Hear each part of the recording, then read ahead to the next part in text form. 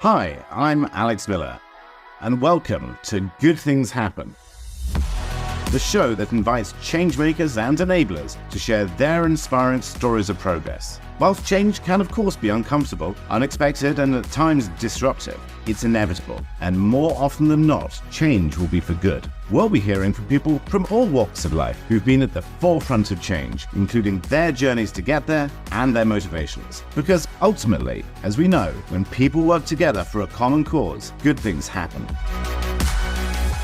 Well, now we have a growing older population, and this growing older population truly is our greatest naturally growing resource. So let's optimize that. I'm incredibly optimistic about the potential of technology in biomedical areas.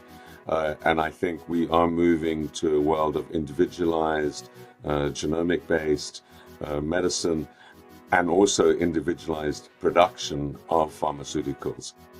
Demographics are powerful drivers of economic performance, but demographics are not necessarily destiny. And there are some dimensions in which economies, societies, the political system can adjust.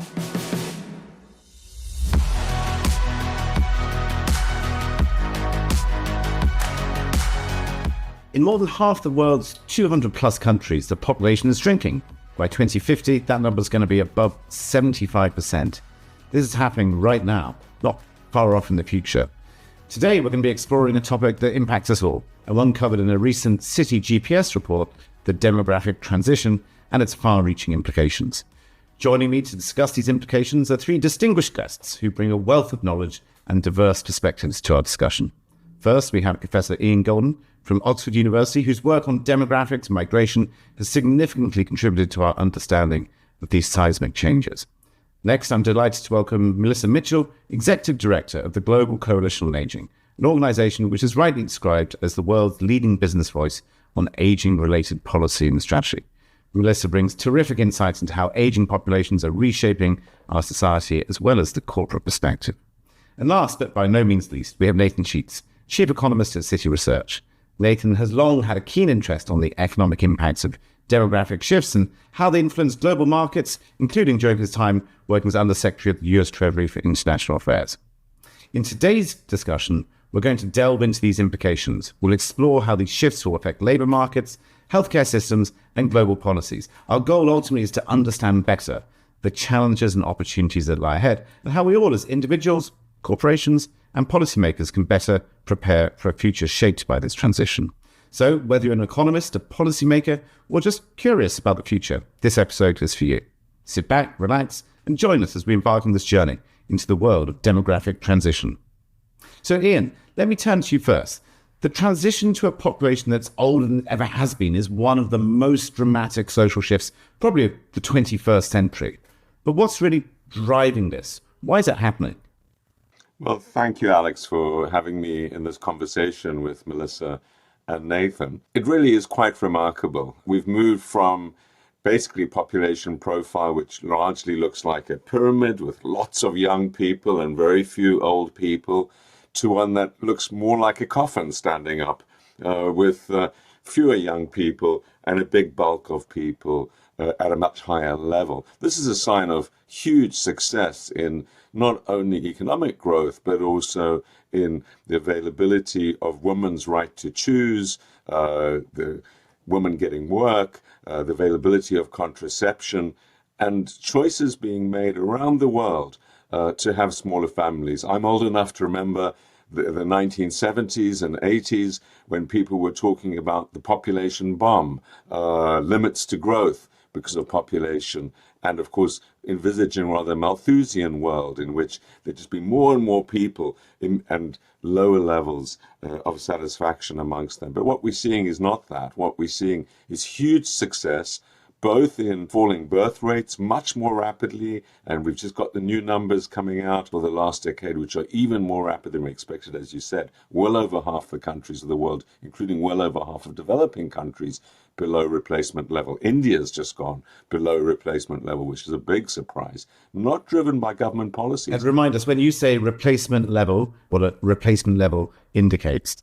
Replacement level is generally about 2.1 children per adult female. It's not 2 because there's a slight gender bias in the number of kids being born, more boys than girls. And it's also because not all young babies, young girls, end up being mothers for various reasons. They die on the way or they choose not to have babies. So, in fact, this number 2.1 is actually going up a bit more over time. So that's generally regarded as the replacement level for societies. Two things happening: declining fertility rate or birth rate, and increasing longevity. Longevity improving by about 2 years a decade. That means while we have our podcast for about 30 minutes, average life expectancy of your listeners should improve by about 6 minutes. So this is good news. Remarkable thing. Of course, the averages mask lots of disparity. COVID knocked it back a bit, but I'm optimistic that actually we're going to be seeing much more rapid improvements as generative AI and new technologies lead to new cures, and we begin to reduce obesity, for example, and other things which are the big killers now. So I think this is a permanent shift. Nothing governments do will change it. There's lots of attempts to change it, to increase fertility in some countries. It's going to shape the structure of our economies, our societies, and politics. Of course, older people become a bigger and bigger share of the vote. And so it's going to shape everything going forward. So multifarious connections. And what I'm hearing there, Ian, is this is a good news story. Obviously, we've seen a huge economic growth in emerging markets around the world. Maybe, Nathan, I could turn it to you. A lot of implications here from a macroeconomic perspective. What do you focus on? I think one of the big takeaways from the work that I've done on demographics, and here I'm drawing on the experience of Japan and some other countries that have been particularly in the forefront of this aging process, is that aging demographics and older population tend to result in softer, weaker aggregate demand in economies. And that has far-flung and far-reaching implications. One important result of that is that real GDP growth is somewhat softer. And that reflects the softer aggregate demand, but also the fact that the labor force is growing more slowly. And given the weaker GDP growth and softer demand, we've also seen in a number of countries that have experienced aging, lower inflation. And there's actually a debate out there today about demographics and inflation. I think the empirical experience we've seen in many countries is it tends to result in lower inflation than would have been the case otherwise. There's an offsetting effect, as I said, that there's fewer workers, and that can put upward pressure on wages, but we just haven't seen that dominate. And particularly there's a big fiscal question in there, Nathan, as well, with regards to the ability to meet future obligations with a smaller tax force. I think that is another first-order implication of aging. That as you have fewer workers that are contributing and more folks that are in retirement and drawing public pensions and other kinds of benefits, that the call on public resources increases, and the necessary tax burden on younger workers rises. And I think then one of the key questions that we're seeing play out in various ways in various countries is how does that younger generation respond to that? And it seems to me there are kind of two polar responses. One might be that they argue for austerity in terms of public spending to try to keep that tax burden down. And we have seen that in some places. But the more common response that we're seeing from younger workers is them kind of looking around and saying, if we're going to spend all that on the previous generation, we want to be taken care of as well. And that it has created pressures in many countries for ongoing increases in public expenditures.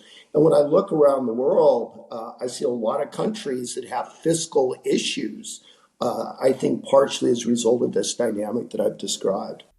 So that's really sort of intergenerational equity as much as anything. Maybe, Melissa, I could ask you to just describe what your organization does and its role in in this debate and some of the examples that you've seen in terms of perhaps intergenerational equity? Yeah, absolutely. Thank you so much, Alex. I think it's a great tee up to this. And Ian, I think you started us in the right place. The Global Coalition on Aging, we are really focused on how can the business sector respond to this, and how can business work with governments and global institutions to recognize this aging shift. And Ian, you described it so perfectly, and people don't fully understand sometimes. It's this combination of longevity and lower birth rates that change the whole shift of society. And what we're doing is trying to help shape that narrative so policymakers, individuals, others can understand that, really our policies over the past century have been built around that population pyramid concept. And so things from childhood vaccination programs to child care benefits in the workplace to our pension systems and the very concept of retirement were created on the idea that our economic growth and development depend on a growing youth population. Well, now we have a growing older population, and this growing older population truly is our greatest naturally growing resource. So let's optimize that. Let's figure out how we do that. How do we shift the fundamental structures of society that were created at a time with very different demographics? So I think the question we're always asking, and we challenge others to ask, is how will we plan for economic growth and development built on a growing older population? And we really do believe that sustainable economic growth and development is dependent on a growing and powerful, what we call the silver economy. And that has a value to upwards of $17 trillion. And so we need to focus on healthier aging. We need to think about investments in health and prevention. And those really become the pillars around which we create and fundamentally change society. At the same time, we have to change that mindset. And I think your question around intergenerational is a really critical and important piece of that. We have to recognize that the changes we're making for our older society today are actually also for the benefit of this generation and the following generations as well. And I often put that in the context of a young person today. I have a young daughter. She's 8 years old. She has about a 50% chance of living to be 100 years old. So the way that she's planning out her life is very different from the way that her grandmothers planned out their life, very different from the way that I planned out my life. So our education system, our labor forces, our workplaces need to think differently about how we can maximize the potential along these longer life courses and keep them healthy. That's fascinating. And that phrase you used about a mindset shift, I think, is something that really resonates. Maybe, Ian, I could ask you, and Nathan, do jump in as well.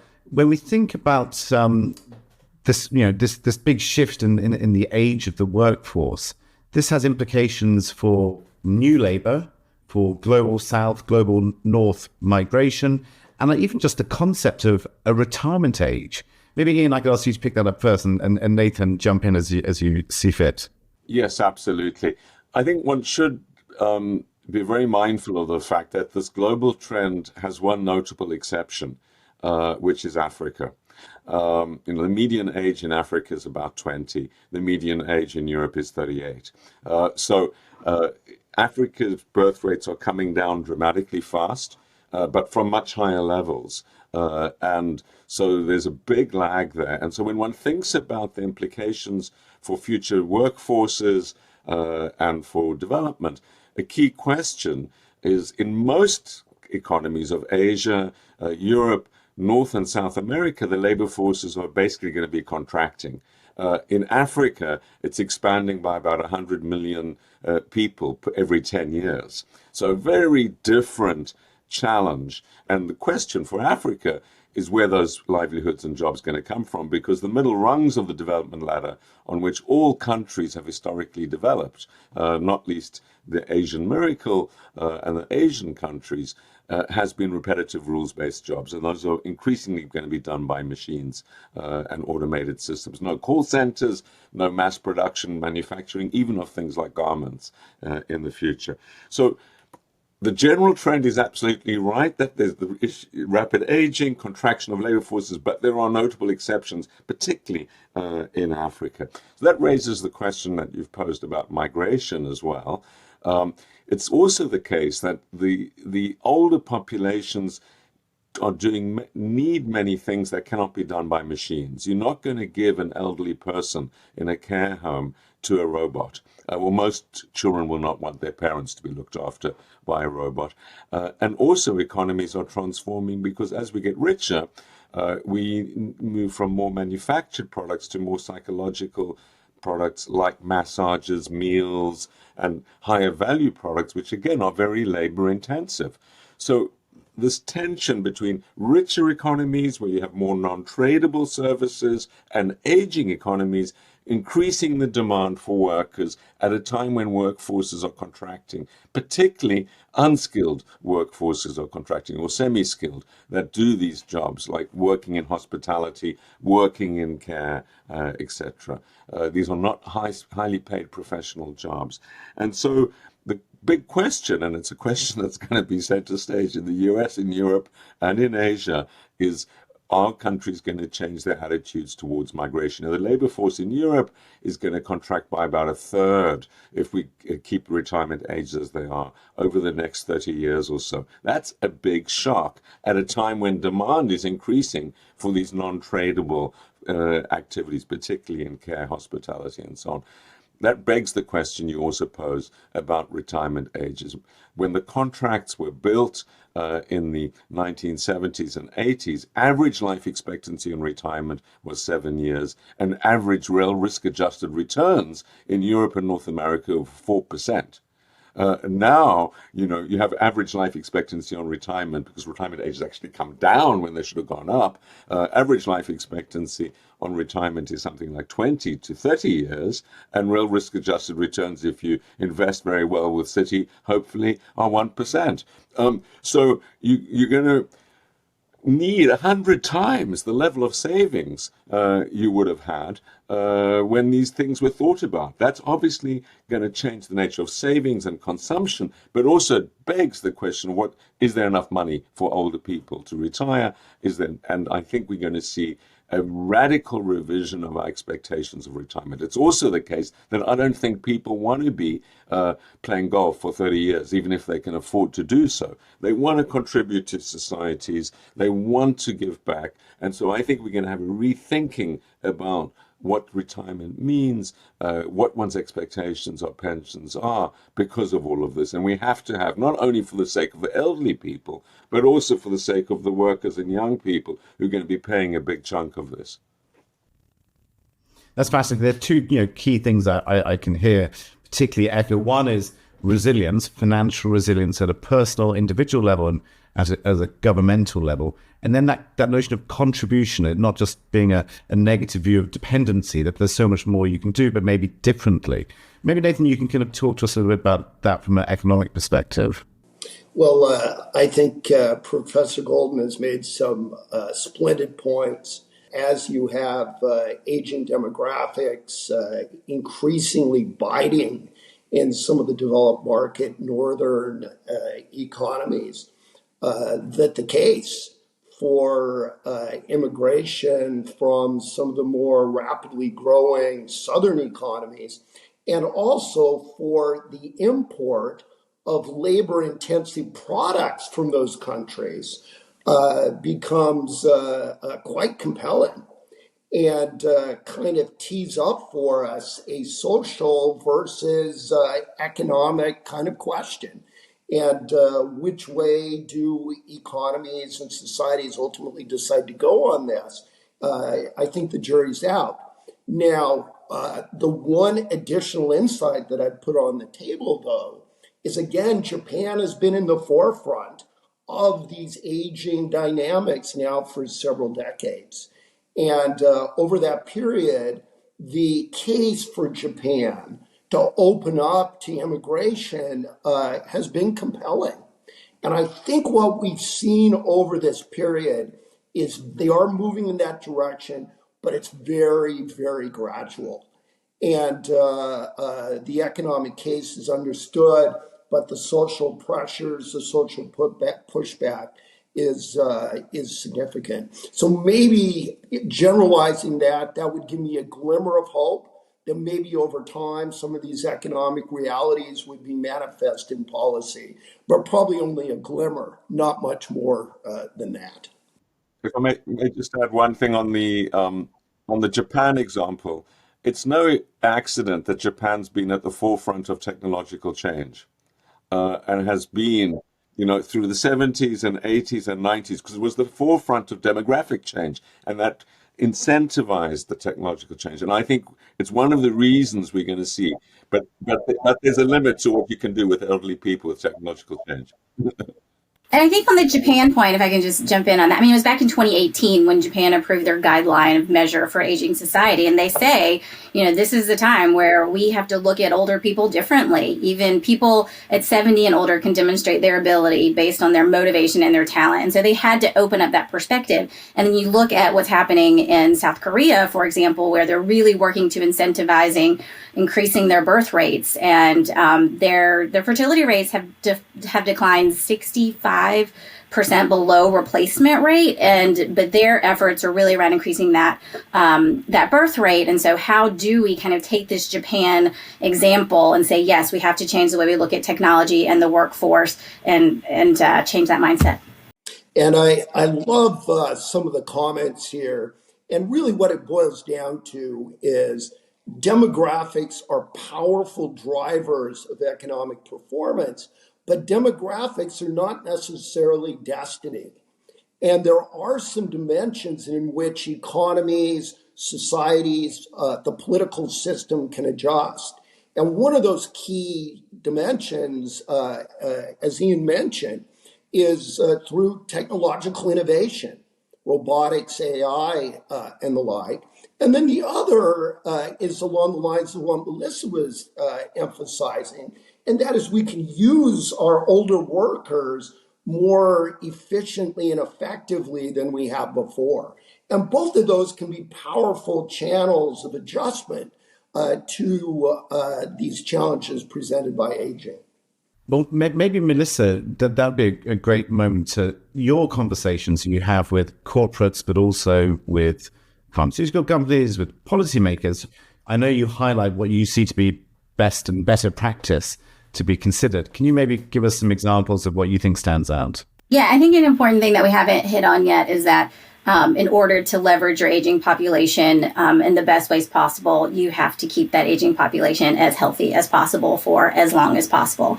Our healthcare systems are very much geared towards sick care, treating treating acute events and not necessarily preventing these chronic conditions that we know are being faced more as we have an older population. So we definitely need public policies that are supporting innovative and effective prevention tools and early interventions that help us diagnose and recognize, detect the diseases and conditions that increase in prevalence with age, like cardiovascular disease, Alzheimer's disease, osteoporosis, and the use of preventive tools like vaccines. As I mentioned earlier, we had childhood vaccination programs because we were trying to make sure that our growth could depend on this youth population. Now we have an older population. We have the preventive tools like vaccines. Let's use those to keep our older population as healthy as possible. So with a focus on primary and secondary prevention, we can help keep our populations healthier for longer so that this potential for ongoing activity, productivity, and economic contribution as we age can actually happen. And so that people can work if they want to work, and they can work if they need to work. And so if we can do that, we can also decrease the use of the healthcare system. You can decrease hospital visits and emergency room visits if we focus more on prevention. And so those are really important pieces, but it does require a structural shift and change in this. And we've seen that helping meet people where they are with the information and with the services that they need, if they're not inclined to go to the healthcare system on a regular basis or not good in terms of trusting their healthcare providers, then we're seeing kind of a trend towards that as well. So for us, that health piece is really important.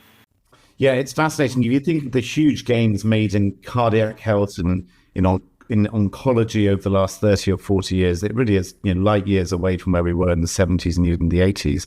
And now we're beginning to see new innovations like GLP-1s come through, not just into obesity, but a whole host of potential areas. It does give you hope. But we also know that governments are up against a slight sort of fiscal wall, they feel, in terms of how decisions are taken. And it's the intrinsic, how do you balance these things and who's doing the voting? I guess let's touch upon that technology in its broadest definition, it goes from robots through to, the biopharmaceutical side of things. Maybe, Ian, I could ask you just to draw out some of your thoughts on technology, what we should kind of look towards in the next 5 to 10 years, and maybe in what's something somewhat more out here based. I'm incredibly optimistic about the potential of technology in biomedical areas. And I think we are moving to a world of individualized, genomic-based medicine, and also individualized production of pharmaceuticals through 3D printing, through other methods, which is going to be much more effective, not least in the treatment of some of the most difficult things like cancer. So I'm really optimistic. The big hard barrier, which I hope is resolved soon because I'm getting older, is that while there's been huge progress on physical life extension, there's very, very little progress occurring on neurological, Alzheimer's, Parkinson's, dementia. And so this growing disconnect between how long people are living for and their mental capacity and the burden they place on their families, on their loved ones, and on the state through that is growing very, very rapidly. So that's really the big question for me technologically, is how close are we on the neurodegenerative diseases? And we need to, I think, place much more emphasis on those in that respect. I think the other major technological things, of course, are happening, allowing people to be much more effective in being monitored, in being in contact, not only with their physicians and healthcare providers, but also with their families and loved ones, because loneliness is another big challenge for mental health, and technology can help with that as well. So I'm optimistic about that. The potential for technology to help people as they age supplement their capacities in terms of strength, ability, cooking, doing daily tasks, transport, mobility. There's massive breakthroughs in all of these areas, which are incredibly encouraging as well. So I think we are moving with technologies to the big questions, of course, on the workforce. My research group in Oxford is suggesting very big, supported by Citi, very big dislocations in the workforce as a result of robotics, AI, automation, and so on, and how we use technologies to augment. Now, this goes back to the question of fiscal and tax and income. Technology is clearly going to have an impact on distribution. It's also very place specific. The geography of jobs is changing. We're moving to a knowledge economy. The old jobs are in places which are being left behind. So it has this big spatial dimension. The new jobs are in different places to the old jobs, concentration effect in many respects, and increasing distributional impact on how much people are being paid in different tasks. And all of that then feeds back into this demographic question, not only in terms of who's going to be paying the taxes and who's going to be working, but also will we see increasing differentials in age expectation? There's already massive differences. Even in my small town of Oxford, there's an 18-year differential between the neighborhood I live in and the poorest parts of Oxford. So this differential needs to be closed as well, so that everyone is able to benefit. The other differential that needs to be closed, which is I don't think is purely technological or mainly technological, is of course between male and female life expectancy. Women are wiser than men. They don't make as many stupid decisions. They don't drink as much. They don't smoke as much. They don't shoot each other as much or stab each other as much, and they live longer around the world. So that is a behavioral issue that needs to be closed as well. But it leads to issues also of a lot of single elderly women. And that, of course, is a whole other challenge for society. That's fascinating. Melissa, I mean, your work in that space, why women leave the workforce or they don't come back to the jobs that they want to, that's not specific to this topic, but it's definitely a huge problem, isn't it? It's hugely relevant to this topic. It's something that I'm personally very passionate about, and that we're really focusing on the Global Coalition on Aging. I mean, this mega trend of aging is most certainly a women's issue. You know, as Ian says, yes, women live longer than men. Women take on most of the caregiving responsibilities for their children and for their aging loved ones. So part of the sandwich generation, women represent about 75% of the caregivers in taking on those caregiving responsibilities. Living longer, we have higher incidence of chronic diseases like Alzheimer's, CVD, osteoporosis, which I've mentioned earlier. And we earn lower lifetime incomes because there's a wage gap and because of this higher instance of going in and out of the workforce to care for children and to care for aging loved ones. Women also spend 25% more time than men in poor health. And unsurprisingly then have higher overall healthcare costs. So women are at a disadvantage with this longevity challenge and opportunity, depending on how you look at it. And then when we look at it from a workforce point of view, women who are working, which of course we're seeing much more now, have to be much more deliberate with family planning and have to deal with things like menopause in the workplace right at the moment when they're reaching top leadership positions. And when you add this to the wage gap, it becomes a huge challenge for a drain in the workforce where you want to keep your talented women in the workforce, but all of these forces are coming together at the same time. And these are the same women who tried to get childcare benefits. Now we're trying to do that for benefits as we age. And so we think this is a huge opportunity that we can focus policies and workplace practices to ensure to keep your best women in the workforce and be drivers of the silver economy. It's such a reminder that also what you measure is what you can judge things by.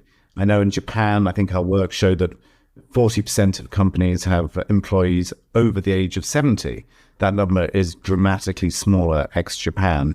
And I'm sure we can measure better also how women stay in the workforce and in what ways. It shouldn't be all or nothing. Just as you hit 55 or 60, it shouldn't be all or nothing. And that's one of the concerns we have.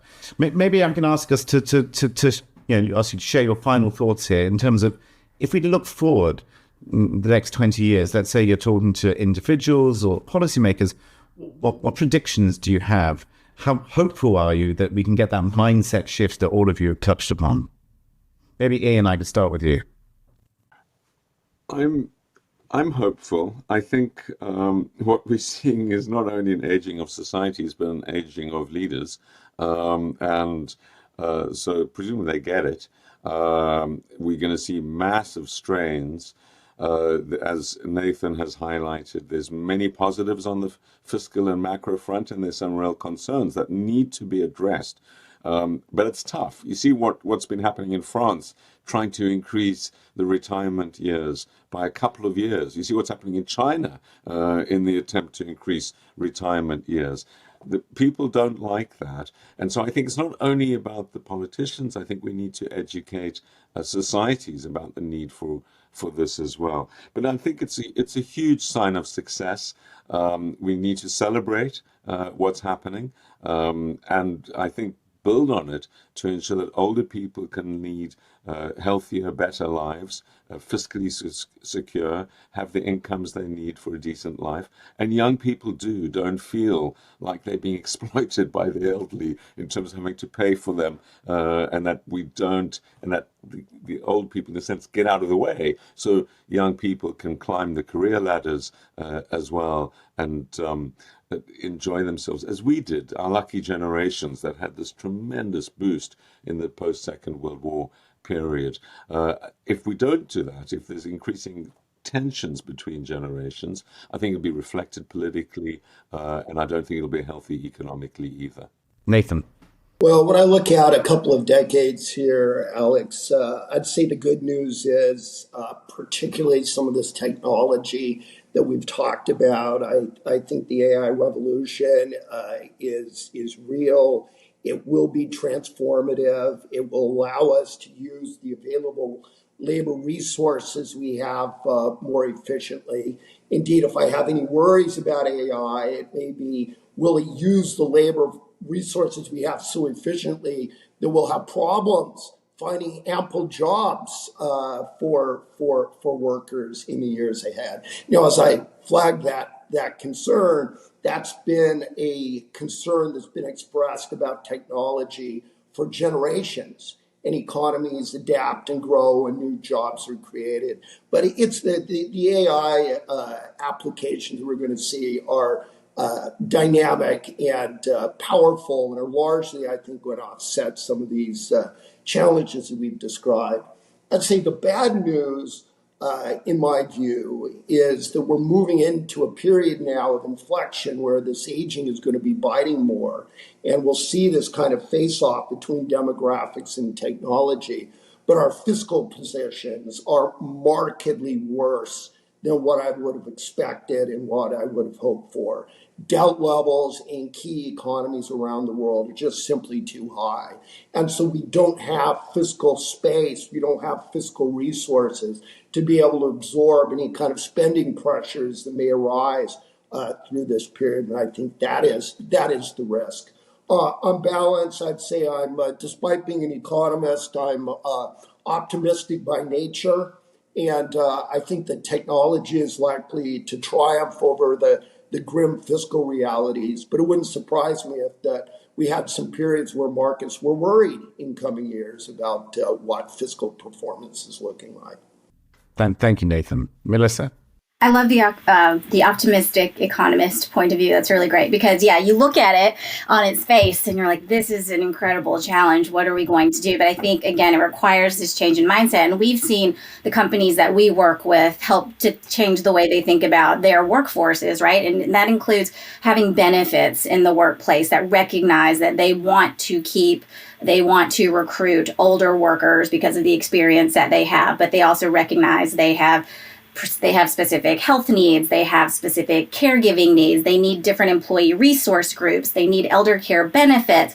And I would like to see, and I hope we will see, a shift to more and more of that happening. We're seeing more and more companies have that. And that is really lending towards. So if your workplace can begin to shape your thinking, then I think that's going to help change the mindset overall. Policymakers, of course, need to recognize this. We have to play the long game, and that's always hard in politics. Even though this is happening now, it still feels like it's far out, but we see it happening in many places around the world. And so I think the ability to be able to act ahead of 20 to 30 years from now is a really critical piece of this. And so if there's anything I would like to see, we were talking about working age population, and research is showing that 2/3 of people around the world can see that this working age population is going to decline 2/3 by 2050. Well, let's rethink what we call working age population. If we know that our 65 plus population is doubling, our 80 plus population is tripling, and we can invest in the health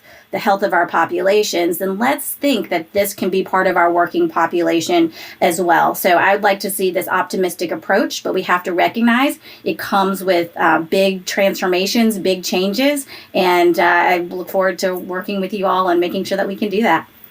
Well, it's fantastic. And I just remind all our listeners that Citi GPS publishes in our public series on the future of healthcare, obesity and beyond, and of course this report, which we all came together for, which was the demographic transition. So please do take a look at those reports as well. But let me thank you, Melissa, Ian, Nathan, for a fantastic discussion.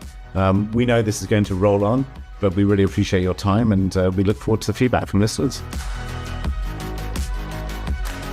Citigroup, Citi, Oxford Martin and Global Coalition on Ageing are not affiliated and are independent from each other, though Oxford Martin has an academic partnership with Citi through Citi Global Insights. The speakers' views are their own and may not necessarily reflect the views of Citi or any of its affiliates. All opinions are subject to change without notice. Neither the information provided nor any opinion expressed constitutes a solicitation for the purchase or sale of any security. The expressions of opinion are not intended to be a forecast of future events or a guarantee of future results.